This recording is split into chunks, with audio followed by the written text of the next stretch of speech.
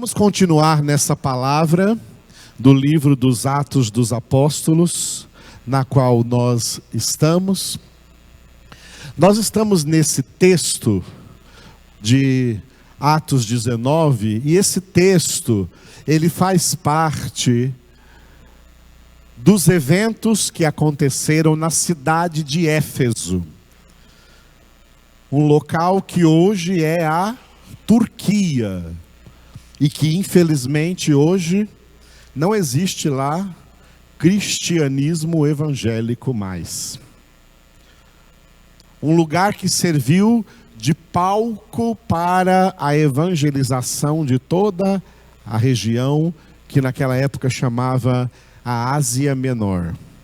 O apóstolo Paulo ficou nessa cidade por 2 anos pregando o evangelho, e pessoas de cidades circunvizinhas daquele continente vieram e foram evangelizadas na cidade de Éfeso, e saíram de Éfeso instituindo a igreja cristã nessas cidades. Por exemplo, aquelas 7 cidades citadas no Apocalipse. A primeira é Éfeso, depois Esmirna, Pérgamo, Tiatira, Filadélfia, Laodiceia. Entre elas também estava a cidade de Colossos, para quem Paulo depois escreveu a carta aos Colossenses. Todas essas cidades foram evangelizadas sem Paulo ir nelas. Ele estava em Éfeso, e eles vieram dessas cidades e foram ali evangelizados. Me dá um pouco mais de agudo nesse microfone, senão você vai me deixar rouquinho aqui. Então, e eles foram evangelizados, e a igreja do Senhor se desenvolveu ali. Como nós lemos aqui no versículo 20, a palavra do Senhor crescia e prevalecia poderosamente. Então, o texto dos Atos dos Apóstolos registra aqui no capítulo 19, um dos atos do apóstolo Paulo, que foi evangelizar por 2 anos na cidade de Éfeso, e usou a cidade de Éfeso como a fonte de difusão do evangelho de Cristo em todo um continente ali chamado de Ásia Menor, onde infelizmente hoje não existe nada de evangelho mais. A Turquia hoje, a religião dominante é o islamismo. E o que existe lá de cristianismo, assim, entre aspas, é uma minoria que chega a 0,00001% da população daquela região, que pertence à Igreja Católica Ortodoxa. Não é a Igreja Romana do Papa, mas é uma divisão da Igreja Católica Ortodoxa, que não são submissos ao Papa de Roma. Eles têm lá o seu próprio patriarca. Eles não têm um Papa, eles têm um patriarca. Uma das diferenças é que na Igreja Católica eles cultuam imagens de santos. E na Igreja Ortodoxa, eles não cultuam imagens, eles cultuam quadros de santos. Mas invocam os santos do mesmo jeito. Esse é o único cristianismo que existe hoje nessa região onde o apóstolo Paulo esteve pregando de maneira profícua e frutífera a palavra de Deus.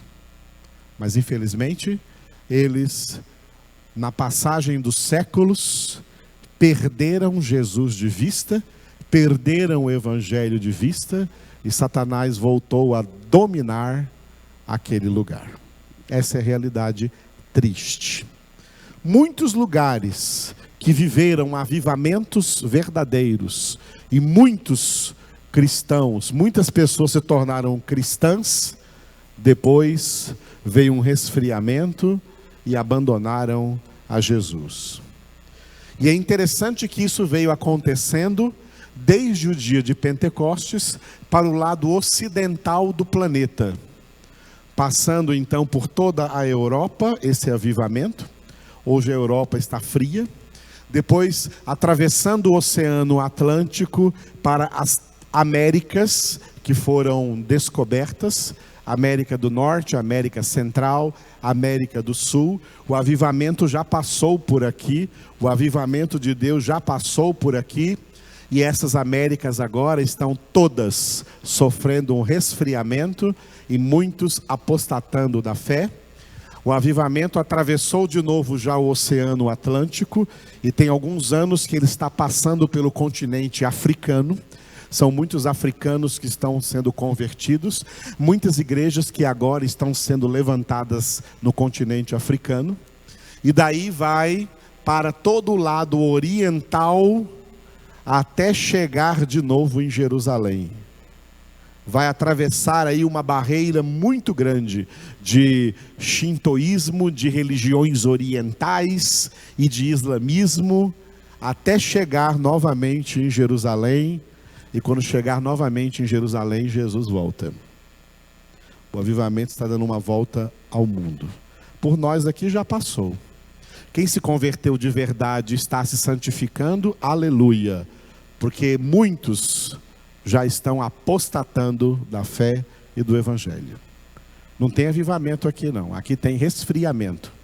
O avivamento só está agora dentro da alma dos verdadeiros crentes, dos eleitos de Deus, que não perderão de vista a fé em Cristo Jesus, que se manterão firmes em Cristo e perseverarão até o fim. E Jesus disse que estes são poucos escolhidos. Muitos são chamados, porém, poucos escolhidos. Espero que você seja um desses poucos. Porque para todos os outros não haverá salvação.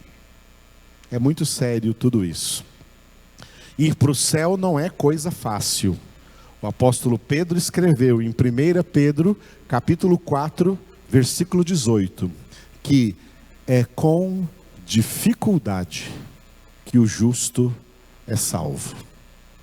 E o próprio Jesus disse que não é fácil ir para o céu. Ele disse que para ir para o céu é porta estreita e caminho apertado. Mateus 7, 13 e 14.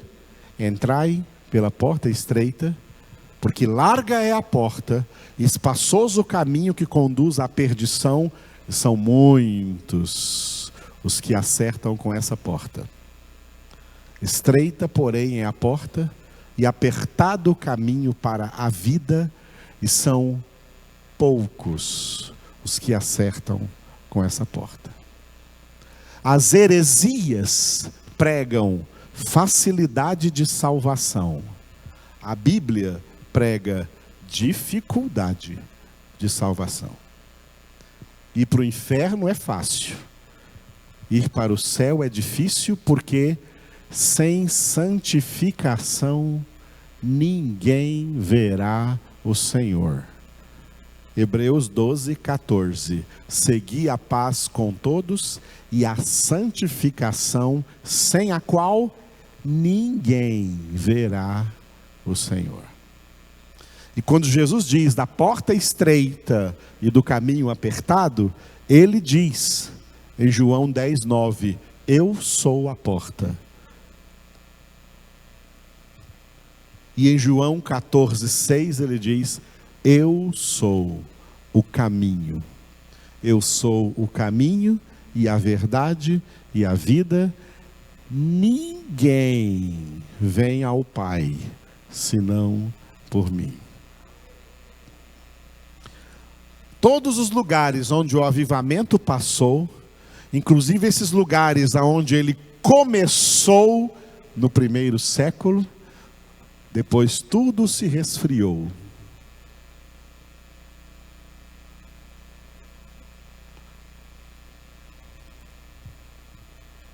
E Satanás voltou a dominar nessas regiões e nessas vidas.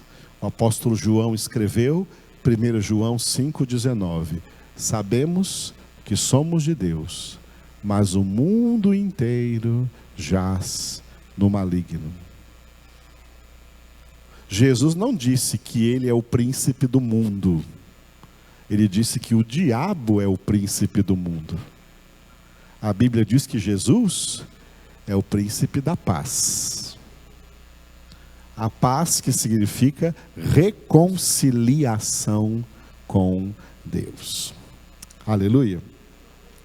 Bom, nesse texto que nós estamos lendo de Paulo em Éfeso, surgiram aí um grupo de 7 homens judeus, filhos de um sacerdote, tá? Um sumo sacerdote lá do judaísmo, chamado Seva.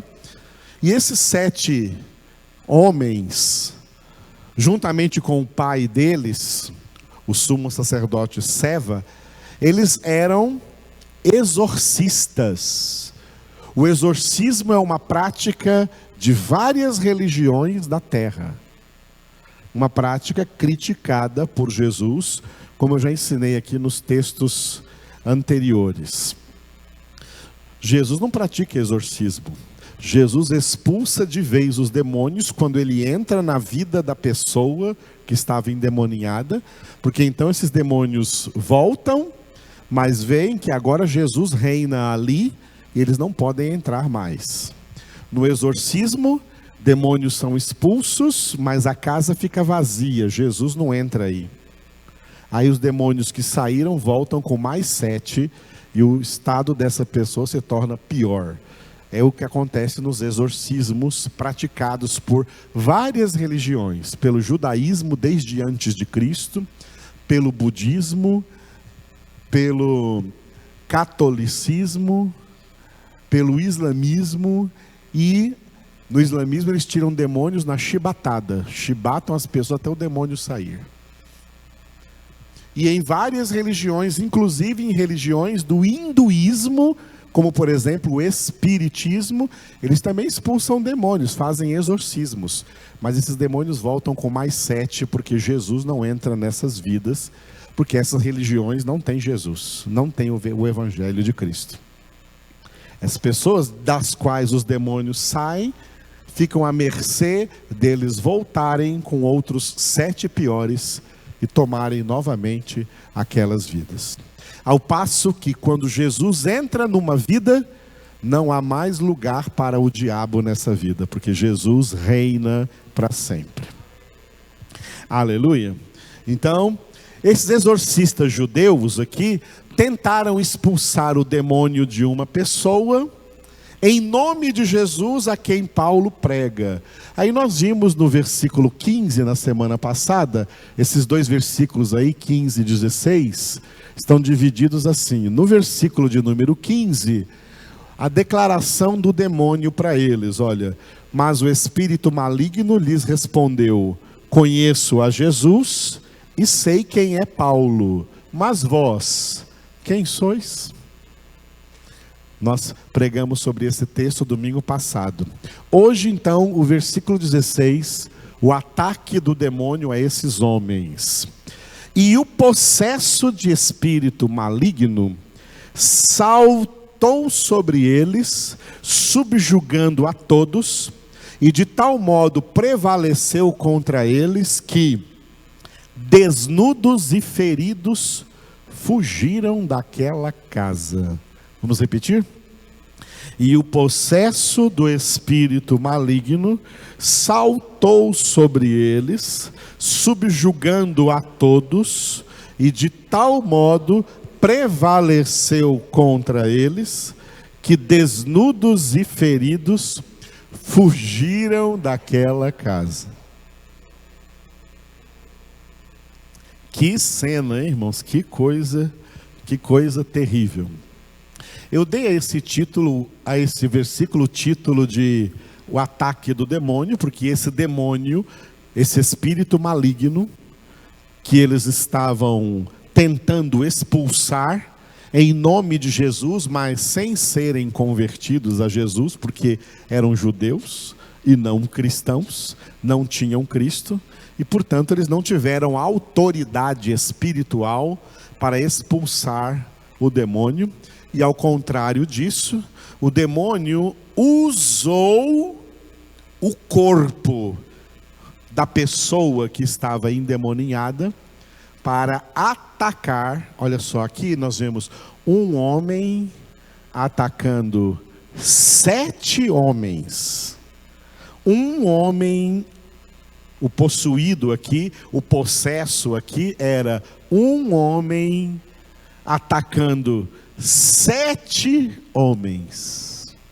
E ele subjugou todos os 7, prevaleceu contra eles, e esses 7 homens tiveram que fugir daquela casa, desnudos e feridos. Que força descomunal se manifestou naquele homem por causa da possessão demoníaca. Que coisa séria. E é claro, esses judeus foram atacados, por quê? Porque eles não eram de Deus. O próprio demônio disse para eles: olha, eu conheço quem é Jesus. Foi a nossa pregação da semana passada. Os demônios conhecem Jesus, porque eles são anjos decaídos. E antes de serem anjos decaídos, eles eram anjos santos lá no céu. E quando estavam no céu, eles conheceram o Pai, eles conheceram Jesus, eles conheceram o Espírito Santo. O diabo conhece muito bem Jesus. Por isso, quando Jesus chegava num lugar e tinha uma pessoa possessa, o demônio não tinha poder para usar essa pessoa para atacar Jesus. Ele se lançava aos pés de Jesus e muitas vezes dizia assim: sabemos, no caso da legião, vários demônios ali falaram juntos: sabemos quem tu és, o Santo de Deus. Os demônios conhecem Jesus. O diabo conhece Jesus. E eles falaram, esse demônio aqui falou para esses homens no versículo 15, né? Olha, eu conheço Jesus e eu sei quem é Paulo. Todos os demônios conhecem a Jesus e eles também sabem quem tem Jesus e quem não tem Jesus. E quem não tem Jesus estão à mercê desses espíritos malignos os atacarem e até os matarem. Por isso ele atacou esses homens, porque ele falou: olha, eu conheço Jesus e sei quem é Paulo, e vocês? Eu não estou vendo Jesus em vocês. Vocês não têm Jesus, eu posso atacar vocês agora. E eles sofreram um terrível ataque diabólico, demoníaco, que saíram dali os 7 desnudos e feridos por um único homem possesso, porque eles não tinham Jesus. Existem, portanto, 2 tipos de ataques do diabo e dos seus demônios por ele comandados. 2 tipos. O ataque geral é o ataque do diabo sobre toda a humanidade pecadora.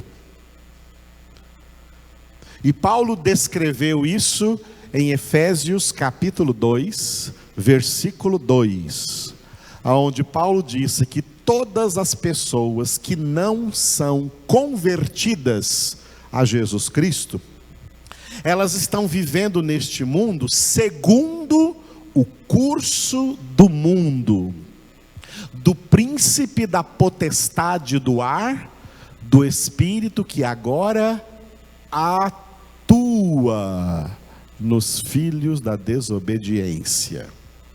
Filhos da desobediência são todas as pessoas não convertidas.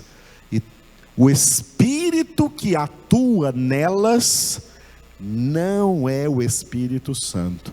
O espírito que atua atua nas pessoas não convertidas no mundo, que sempre foram e sempre serão maioria esmagadora, o espírito que atua nelas é o diabo. Por isso ele é o príncipe desse mundo, e por isso João escreveu em 1 João 5,19, o mundo inteiro jaz no maligno. O diabo atua em todas essas pessoas. E os demônios têm liberdade de possuir essas pessoas de tal maneira, de chegar ao ponto de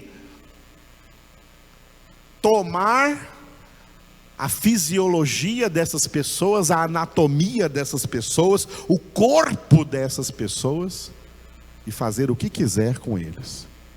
Jesus expulsou o demônio de um menino, que o pai dele disse que desde a sua infância, o demônio jogava na terra, ou jogava no mar, ou jogava na água, ou jogava no fogo, fazia dele o que queria. Até o dia que ele foi liberto por Jesus. Quem não é convertido está sempre à mercê da atuação dos demônios. Esse é o ataque geral e esse é o ataque direto. Os demônios e Satanás comandam de maneira geral todas as pessoas que não são convertidas e as atacam de maneira direta. Eles têm liberdade de agir diretamente na vida deles, destruindo a vida deles, destruindo com vícios, destruindo com álcool, destruindo com drogas, destruindo com todo tipo de pecado, destruindo famílias, destruindo-os com adultério, com prostituição,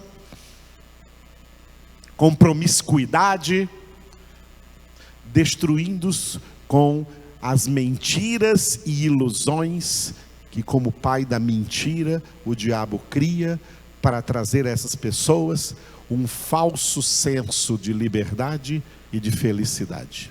Elas não são livres e nem felizes, elas são escravas de Satanás. Elas vivem numa realidade espiritual que a Bíblia chama de império das trevas.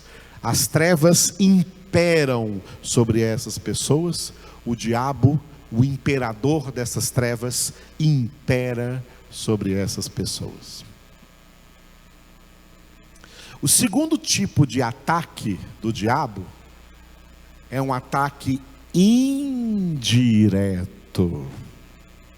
O ataque indireto do diabo e dos demônios é contra os verdadeiros filhos de Deus, contra os convertidos.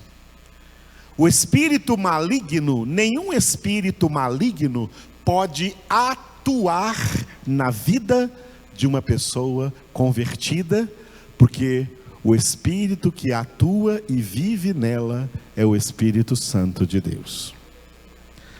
Romanos 8,14. Os que são filhos de Deus são guiados pelo Espírito de Deus. E como que o Espírito Santo nos guia?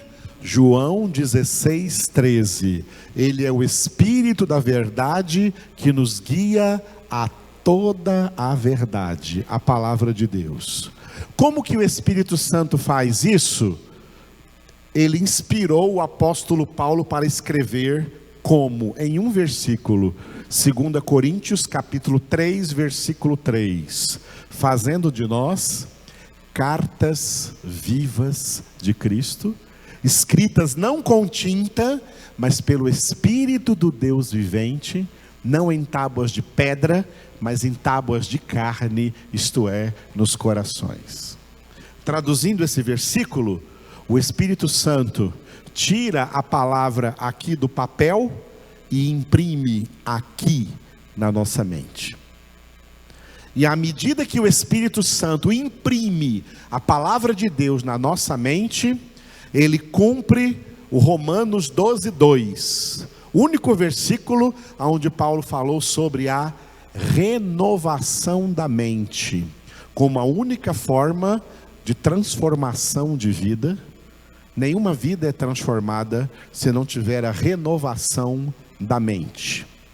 É o que o Espírito Santo faz, imprimindo em nossa mente a palavra de Deus, e mediante essa transformação, nós experimentamos a boa, a agradável e perfeita vontade de Deus. Qual é a vontade de Deus?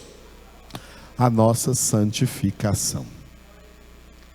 É por isso que nós só somos santificados pela palavra, como Jesus orou por nós. Pai, santifica-os na verdade, a tua palavra é a verdade.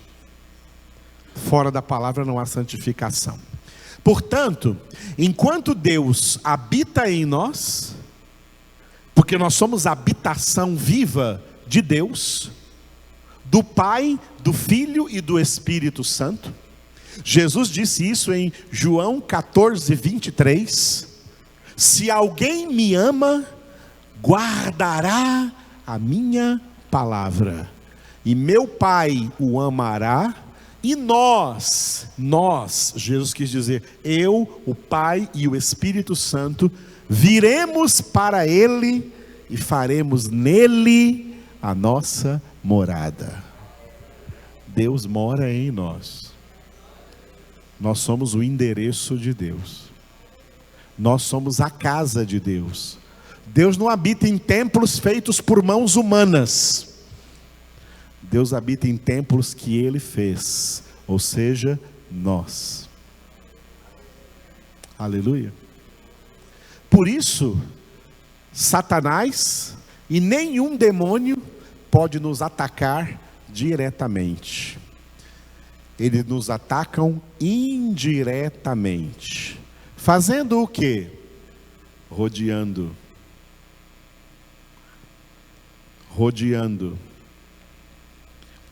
Uma vez eu estava assistindo o canal Net Geo e estava falando sobre tubarões, que eles começam rodeando a sua vítima, esperando a hora certa para abocanhar. Foi o que o apóstolo Pedro também escreveu em 1 Pedro capítulo 5 acerca de Satanás.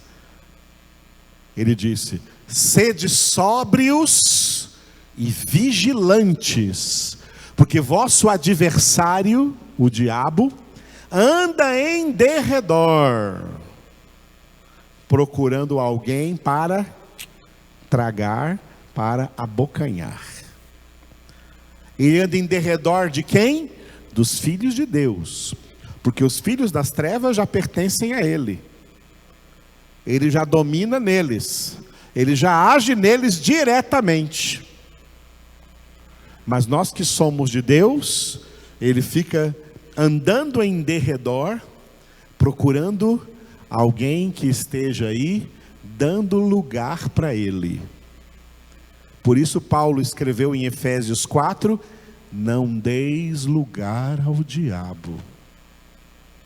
Porque ele está em derredor procurando alguém que está dando lugar, e aí ele ataca essa pessoa, porque ela deu lugar. Uma das ordens fortíssimas de Jesus nos evangelhos foi a ordem da vigilância. Em muitos lugares Jesus disse isso. Um deles, Mateus 26, 41. Vigiai e orai para que não entreis em tentação. O espírito, na verdade, está pronto, mas a carne é fraca. Filhos de Deus têm que viver em vigilância nessa terra, porque aqui na terra nós estamos constantemente numa guerra espiritual. Tem uma guerra espiritual acontecendo na terra, e uma guerra que acontece 24 horas por dia, sem descanso, sem trégua. Nós estamos nessa guerra. E nós, filhos de Deus, somos as únicas pessoas nesse planeta às quais foram dadas por Deus todas as armas para sermos nesta guerra mais que vencedores. Em Cristo Jesus e no Espírito Santo, Deus nos deu todas as armas. Tanto armas de defesa, como uma poderosíssima e suficiente arma de ataque. A espada do Espírito, que é a palavra de Deus. Todas as demais outras armas é para defesa. Mas a palavra é para ataque. A espada do Espírito. Por isso, quando Jesus recebeu as tentações de Satanás, quando o diabo achou que aquele era o momento de tentar Jesus, Jesus revidou, dizendo: está escrito, está escrito, está escrito. Jesus conhecia muito bem a palavra, porque ele próprio é a palavra, e nessa palavra nós somos exortados. Não é mais Paulo exortando Timóteo, mas é Jesus exortando cada um de nós. Em 2 Timóteo capítulo 2, versículo 15.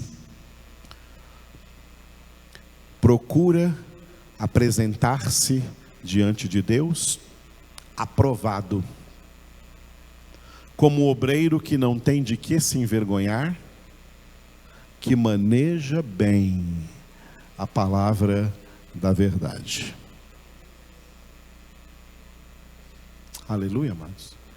Quem maneja bem a palavra da verdade, maneja bem a espada do Espírito e vence Satanás e os demônios em todas as circunstâncias que ele quiser se apresentar, se manifestar contra você, contra a sua família, contra a sua casa, contra a sua vida.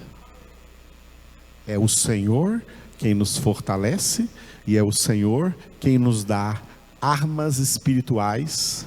E Paulo declarou que essas armas espirituais, 2 Coríntios 10, versículos 4 e 5, Paulo declarou que essas armas não são carnais, elas são poderosas em Deus.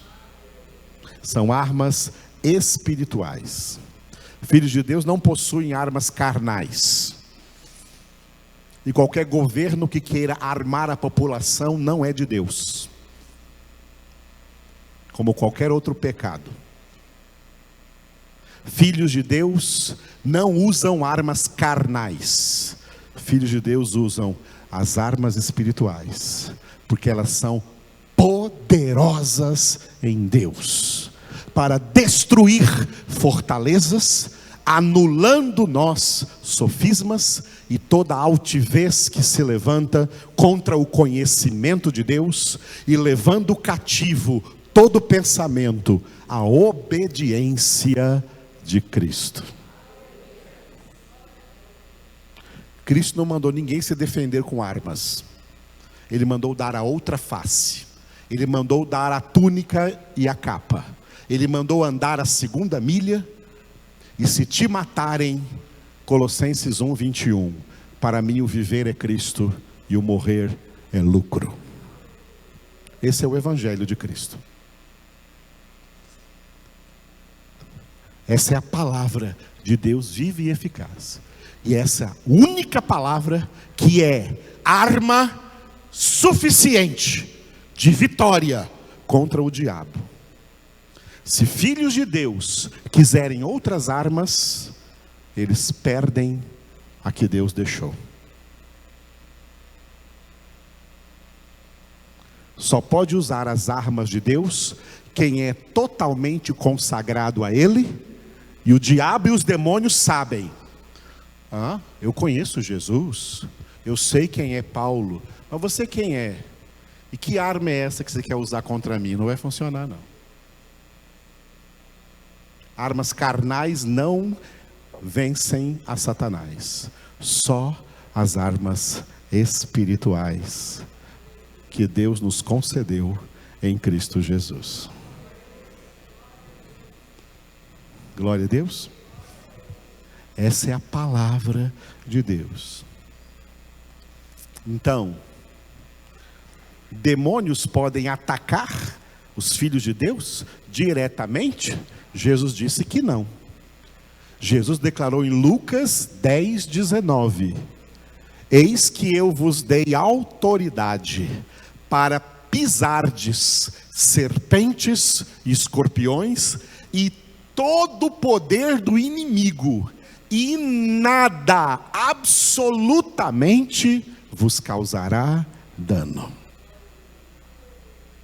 Nós podemos viver nesse mundo livres de todo o ataque de Satanás. 1000 caem ao teu lado, 10.000 à tua direita, tu não serás atingido. Nem pela seta que voa de dia, ou pela praga que se espalha durante a noite. Não te atingirão, nenhum mal chegará à tua tenda. E sobre a tua tenda não vale encantamento. Filhos de Deus são preservados pelo Senhor. No entanto, são exortados a serem vigilantes e a estarem sempre armados e preparados com toda a arma espiritual, porque enquanto estamos aqui, somos igreja militante, somos igreja em guerra espiritual, e a nossa luta não é contra os homens, contra homem nenhum. Tem crente que quer ficar aí lutando contra homem nenhum. Isso é luta contra carne e sangue. A nossa luta é contra principados e potestades do mal, contra os espíritos malignos que agem aí neste mundo tenebroso. E para este combate, para essa luta, para essa guerra espiritual, Deus já nos deu em Cristo todas as armas de vitória. Quer aprender a usá-las? Medite na palavra de Deus de dia e de noite, porque é daqui que essas armas fluem e a gente passa a ser pessoas que manejam bem a palavra de Deus. Aleluia, irmãos. Glória a Deus. E deixa eu aproveitar um minutinho para tirar uma coisa que deve estar na cabeça de muitos de vocês. Tem um episódio na Bíblia em que os apóstolos de Jesus não conseguiram expulsar o demônio daquele menino que eu citei aqui, que desde a infância o pai dele disse, o demônio se possui aquele menino. E eles não conseguiram expulsar. Jesus expulsou.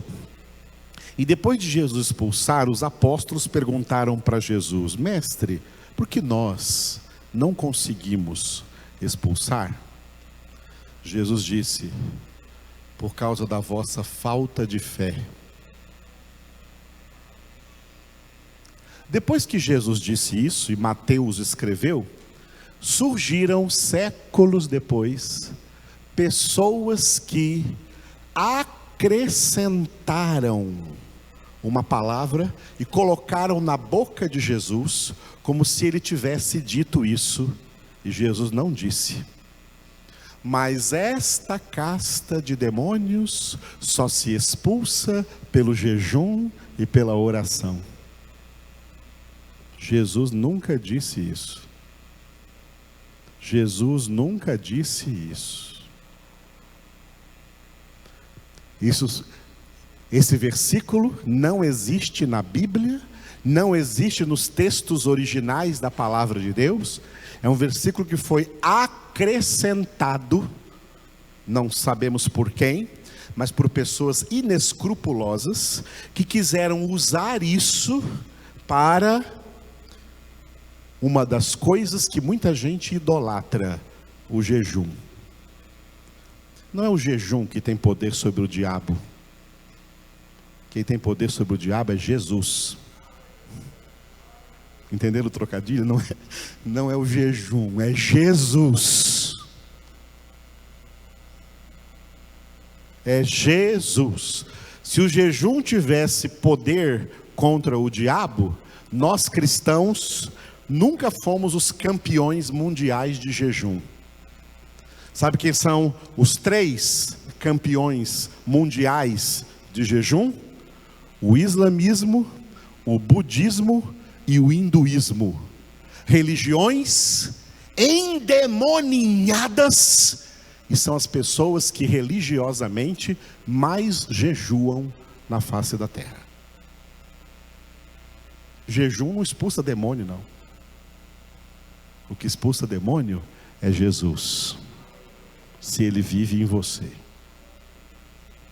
Você pode comer um rodízio e expulsar Satanás de qualquer lugar, expulsar demônio de qualquer pessoa, e ele será expulso porque você tem Jesus, e não porque está em jejum.